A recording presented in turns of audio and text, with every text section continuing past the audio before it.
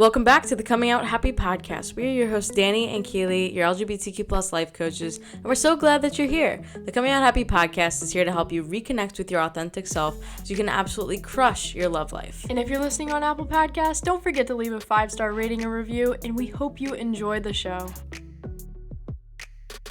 Hello, everyone. Welcome back to the Coming Out Happy podcast. I'm so glad that you're here. Don't mind if you hear sniffling. Max is sitting on my lap right now, and she's smelling the microphone. Good girl. I love it when Max comes and she gets to be a part of the podcast. We'll have to take a picture of her and post her on the Instagram soon. If you're wondering who Max is, she's a miniature dachshund, and she is so cute. She's our puppy.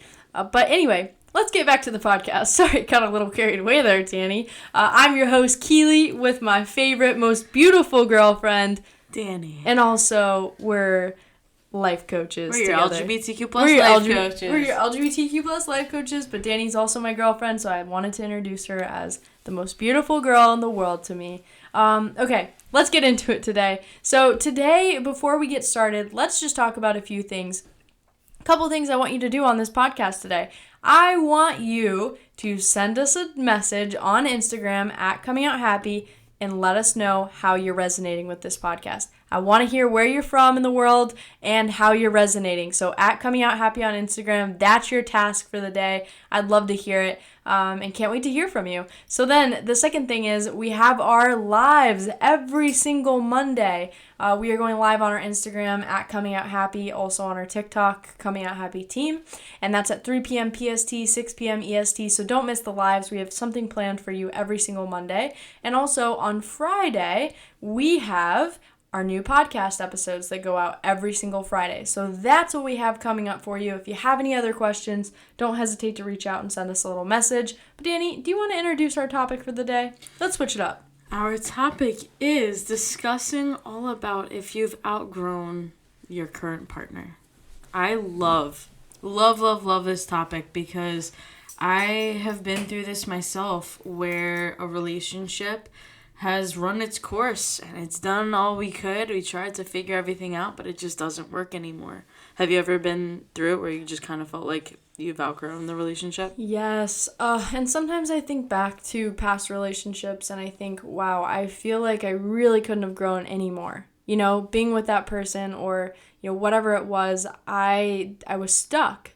And I think that, you know, not all relationships are built to last. That's so true. Mm-hmm. And that's okay. And it's something that you don't have to feel guilty about is outgrowing your relationships. And regardless if we're talking about romantic relationships or friendships, I think that this is valid for both of them. Because I've outgrown friendships too. Mm-hmm. Because I've been changing as a person. I was going to say, when you're focused on your own personal growth, there are so many times where you can be outgrowing other people around you, and it's okay to let them go if you feel like it's not serving you anymore. Yeah, no, I think that's really, really important, and I totally have struggled with that, mm-hmm. and I've felt really guilty for letting people go when I didn't feel it was right anymore, and I had to let them go.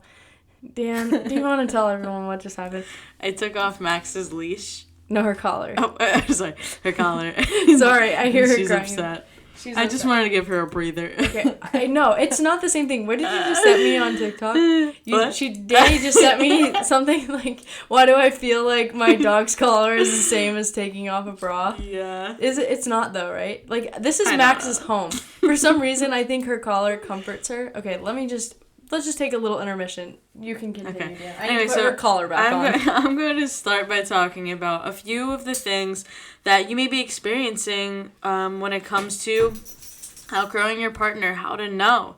Number one, it can be that you're making plans and you may actually not want them around you. I mean, we talk a whole lot about having space between you and your partner to keep it healthy because we all need alone time. But if you feel in your heart and soul that you can't really see them in your future, can't see them with you when you're out with friends, you don't want them around, and you can't figure out why, it could be because you're outgrowing the relationship. Yeah, no, definitely. And I think, yeah, like you said, it's totally normal to have that. But when you feel like, ooh, I just really need to be by myself, then it's definitely a sign. What's the next one, Dan? So the next one is your values are now getting more different as time goes on. Did You're that happen? growing into different people. Let me ask you this. Did that happen in your relationship?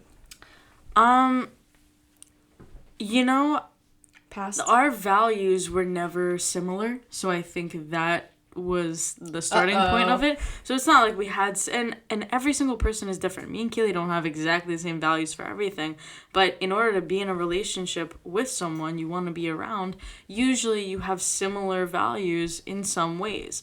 So if you're finding that you both are becoming drastically different, it may be time to just to move on, and the relationship is no longer serving either one of you. I mean, talking about having kids, talking about getting married. If someone doesn't want those same things in their future, that can be a sign that you just may not be a good fit together. Yeah, great points there. I'm going to say may not be, because obviously all of these things take communication and all of those personal things that go into your specific situations. So I never want to say, okay, just because of this, you are now never allowed to leave. Like, all of these things, I just want to point out, they're different for everyone, and I love going into them.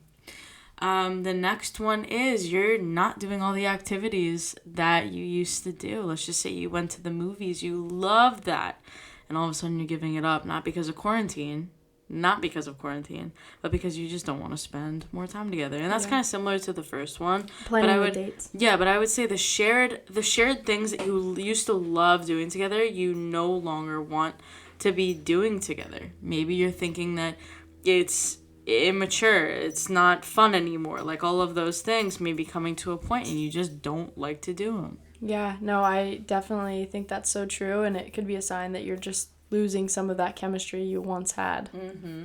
So, yeah. What's the next one?